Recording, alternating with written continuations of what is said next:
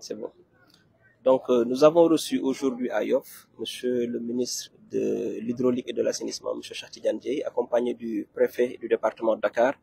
et du sous-préfet des Almadies. Donc, il a effectué une visite au niveau du centre de santé Philippe Maguilène Senghor, en présence du maire de la commune et de l'équipe municipale, en plus du médecin-chef du district auquel appartient Philippe Senghor. Donc, il a été exposé les difficultés auxquelles Philippe Senghor est exposé depuis des années. Effectivement, l'année passée, il y a eu des travaux qui ont été faits. Et maintenant, il reste à engager la seconde phase, à savoir un dédoublement du canal à Yoff jusqu'à la rue Baïdameng et jusqu'à la plage. Donc, on a pris des engagements à savoir procéder à un tamponnement des eaux usées qui sont sur le réseau, et c'est un travail qui a été entamé. Et nous en remercions ONAS pour le respect de ces engagements-là envers les populations yoffoises. Donc maintenant, il reste à ce que nous, populations de Yoff, que nous puissions, en parfaite intelligence avec les autorités de l'État et ONAS, voir comment démarrer la seconde phase, à savoir le dédoublement. Donc il a été posé la question du renouvellement de l'ancien canal, qui commence à s'affaisser. Donc toutes ces questions-là ont été posées au ministre, qui a été très sensible face à ces doléances-là qui ont toujours été portées par les populations yoffoises. Donc très bientôt, une équipe de la mairie de Yoff se rendra à l'ONAS en compagnie des représentants des populations pour vraiment amorcer la seconde phase du projet, à savoir le dédoublement, pour tourner définitivement cette page-là d'inondation de Philippe Senghor. Et il faut noter les actes salutaires posés par l'ONAS l'année passée, parce que vous n'êtes pas sans savoir que la mairie était sujet à des inondations, Ouest Foire était sujet à des inondations, de même que le pont de Philippe Maguilène. Donc cette année, cela n'a pas été constaté. Donc nous osons espérer qu'avec la suite du projet, on pourra définitivement résoudre ce problème. Voilà. Écoutez, moi je voudrais simplement me réjouir de ce que je vois ici, surtout cette collaboration entre la mairie de Yoff et les services de l'État, notamment l'ONAS. Monsieur le maire, je voudrais vous féliciter, vous remercier, vous encourager à poursuivre dans cette démarche d'inclusion et de partenariat. J'ai constaté que vous étiez déjà très avancé avec l'ONAS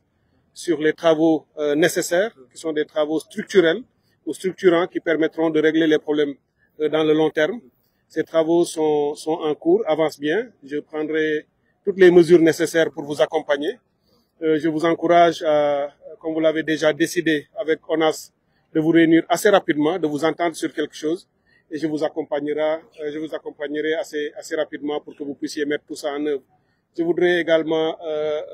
dire nos encouragements à monsieur le directeur de l'hôpital, à tout son personnel, et vous dire que nous serons à vos côtés. Je l'ai déjà dit un peu partout, parce que j'étais à Kaolack hier toute la nuit, quasiment parce que j'y ai passé la nuit. Ce matin, j'ai aussi fait d'autres visites pour être au chevet des populations et les soulager. Le message que je leur ai délivré, c'était effectivement que pour cette année, nous ne pourrons que faire des mesures d'urgence pour soulager. Et aussitôt après l'hivernage, nous irons vers des mesures plus structurantes, plus durables. Et c'est ce que j'ai trouvé aussi ici à Dakar. Quand je suis arrivé tout à l'heure, je me suis rendu à la zone de captage pour regarder l'état d'avancement du bassin qui est en train d'être élargi, nettoyé et focardé pour qu'il ait une plus grande capacité de stockage d'eau et aussi stabiliser davantage et préserver, protéger les murs pour que la population, surtout les enfants, n'y arrivent pas. Et ici à Yoff, je suis encore plus rassuré. C'est vrai, on a eu beaucoup d'eau dans l'hôpital hier. Sans doute, malheureusement, il en sera encore le cas aux prochaines pluies qui arriveront. Mais ce que je leur ai dit, c'est de tout faire pour renforcer la capacité de pompage pour que même quand l'eau rentre dans l'hôpital, qu'elle ne reste pas longtemps et qu'en augmentant la capacité de pompage au bout d'1 heure, 2 heures, etc., que toute l'eau puisse être drainée hors de l'hôpital pour libérer l'hôpital qui doit être en service continu. C'est un hôpital extrêmement important pour la communauté yoffoise dont je fais partie, parce que j'habite juste ici à Ouest Foire, je connais bien cet hôpital, et monsieur le maire est mon maire, et donc que l'hôpital s'en sorte, que l'hôpital soit préservé. Voilà plus de 20 ans que chaque hivernage, on parle des inondations dans Philippe Maguilène Senghor. On va tout faire pour soulager cette année, mais pour l'année prochaine, Inch'Allah, avec l'aide de Dieu et tout ce qu'on aura à faire, ça sera un mauvais souvenir. Je voudrais vous encourager beaucoup. Je voudrais aussi, Madame le secrétaire général de l'ONAS est ici présente. Vous avez déjà échangé. Continuez dans cette voie de la collaboration. Et surtout, comme vous avez déjà commencé à le faire, rester toujours collés aux préoccupations des populations, parce que lorsqu'ils comprennent l'intérêt d'un projet, pour eux, lorsqu'on les associe et qu'on les implique bien en amont, en général, ils deviennent les plus grands porteurs de ces projets. Et ça va vite. C'est une population qui est très brave, qui a conscience des enjeux du moment et de ses intérêts. Quand on l'implique dans ces projets, elle répond bien. Donc, c'est pour vous remercier encore une fois, Monsieur le préfet de Dakar et Monsieur le sous-préfet de Ngor Almadi. Je vous remercie également pour votre présence et vous dire que nous serons présents à chaque fois que ce sera nécessaire pour continuer à aider, à soulager. Et je serai votre porte-parole au sein du gouvernement pour que les solutions ou les moyens nécessaires pour appliquer les décisions sur lesquelles vous vous serez entendu, que là, on puisse vous trouver les moyens pour le faire et avancer. Voilà, donc c'est pour vous dire que je suis soulagé, mais qu'en partie, puisqu'on rentre dans un hivernage qui sera pluvieux, et on sait qu'après chaque pluie, on sera obligé d'être sur le terrain, mais nous sommes prêts. Hein, nous tous, nous sommes prêts pour y aller, pour aider la population à vivre un hivernage plus ou moins, disons, en tout cas meilleur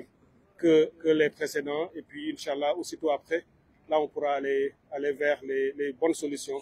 que nous mettrons en œuvre. Merci beaucoup. waaw xanaa di nuyu rek ak gërëm ndaxte fii ma taxaw ci Dakar mooy buntu hôpital Philippe Maguilène Senghor laata may ñëw fii dama jaar aussi ci zone de captage ndax démb maa ngi woon jóge Saint-Louis le matin dem fanaani Kaolack gis ngeen li fa xew mu di ay inondation yu metti quartier yu bari amoon ay jafe-jafe ci guddi gi yëpp ak service yi ñu nekkoon sur le terrain di leen dimbali tey bi ñu xëyee yàlla def na ak dispositif bi ñu fa def lu bare commencé na wàcc am na kër yoo xam ne ma koy dugg démb dañu xuus ba yegg ci biir néeg yi tey bi ñu ma yónnee vidéo ak ci yi ma mënoon jaar ba seetiwaat leen gis naa ne ndox mi wàcc na ba bi ñu dugg ñoom ñu ngi bale seen ay kër loolu nag la ñuy continuer parce que dañu yokk matériel de pompage yi yokk tranchée drainante yi nga xam ne la ñu gas pour mu génnee ndox mi loolu nag fii Dakar aussi fépp fu amoon ndox yooyu solution tàmbali na fi fi ma jiitu mooy zone de captage gis ngeen ni bassin bu mag bi fa nekk nga xam ni ëpp na ñu ngi may wax ñaata 7 hectares voilà loo xam ni lu mën a stocké ndox la waaye dafa amoon ay ñax ak ay mbalit fekk naa fa engins yi ñu nekk ci biir di ko yokk capacité bi di ko gasaat pour que ndox mi mën a dugg dinañ ko sécuriser aussi pour que xale yi duñ ci mën a loru waaye fii ma ñëw tam fu am importance la bokk na si site yi gën a sensible ci Dakar bi ñu defee woon comité national de gestion des inondations ba Dakar présenté site yi gën a jafe ci biir dëkk bi fii bokkoon na ci te fii ëpp na ñaar fukki at saa su nekk ngeen dégg hôpital bi am na loru na torop ci ay inondation te hôpital nag xam ngeen ni lépp waroon na inondé ba mu des hôpital moo tax bu loolu amee ñëpp ñoo ci war a jóg ñëw taxaw ci moo tax may profiter di gërëm bu baax monsieur le maire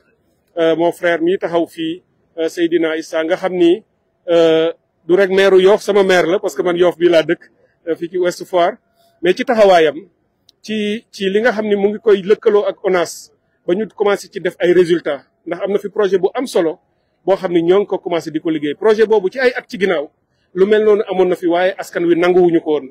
nanguwuñu ko parce que waxuñu leen ko ba ñu xam ko waxuñu leen seen te dugaluñu leen ci woon maanaam solution technique la ñu indi rek ne leen lii la ñuy def aw askan nag boo ko bëggee dimbali boo ko bëggee indil lu baax même lu baax da nga ciy waxtaan ak moom ba mu noppi ba mu xam li nga indi lan lay jëriñ moom lu mu ciy joué comme rôle te xam nga ni suñu mbokk yi fii ci Yoff itam ñoom doo leen jam naa ni dégg nga il faut nga wax ak ñoom ba ñu xam li nga bëgg ñu doog ko nangu moom nag bi mu ñëwee intelligence sociale bi mu àndal waxtaan nag population bi ba lu ci bari nangu nañ ko ba ñu ngi ciy ànd li ci des rek mooy mu ngi waxtaan aussi ak ONAS dinañu gisante ci fan yi ñoom ñëpp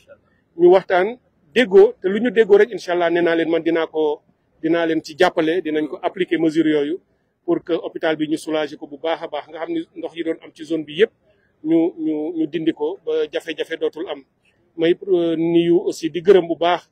ki nga xam ne mooy directeur u hôpital bi ak personnel am yëpp di leen masawu coono parce que démb rek xam naa ni metti woon na fii di leen wax ni saa yu amee jafe-jafe lépp lu ñu mën déjà ONAS dina yokk capacité pompage indi ko fii ci fan yi rek de suba incha allah ci station bi pour nga xam ne ndox mi bu duggee ci hôpital bi itam diir bu gàtt rek ñu pomper ko génnee ko comme ça nit ñi mën a nekkaat ci jàmm kon may sant di gërëm di leen wax ni nawet bi comme ni ma ko waxee fépp nawet buy xaw a metti la ci ñëpp ndax météo nee na ndox dina bari loolu nag ñun ñëpp dañ ciy sant yàlla parce que dëkku béykat lañu bu ndox baree rek alhamdulilah donc loolu nag dina indi aussi jafe-jafe ci askan wi mais nañu xam ni fépp fu mu am ñun duñu ko yendal duñu fanaanal dinañ indi ak service technique yi ONAS waa sapeur pompier ñu ngi def liggéey bu rëy armée nationale ñu ngi def liggéey bu rëy te service yi dépend sama ministère yëpp dama leen ni bépp gox bu ngeen di intervenir bu ngeen demee ñii ngeen foofu njëkk a war a joxante loxo ce sont les maires parce que yéen da ngeen bëgg a def ci askan wi ñoom la askan wi fal ñu teg nekk fa mbiru inondation président de la république wax na ko mbiru citoyen la ça n'a rien de politique fépp fu ngeen dem oublier pouvoir ak opposition nekk leen ay citoyens sénégalais ndax ñi ñuy dimbali ci kër yi du ñu fa fekk kenn di la laaj foo bokk ak foo bokkul da nga nekk ci naqar ak jafe-jafe dañ la war a xeetali en tant que état en tant que collectivité locale approche boobu laa bëgg ñu jàpp si ku nekk nga xam ne tu es une part de la solution te ku nekk si tu fais un peu de ce que tu dois faire rek incha allah dana dimbali suñu askan bu baax maa ngi leen di gërëm bu baax a baax et à très bientôt monsieur le maire kon jërëjëf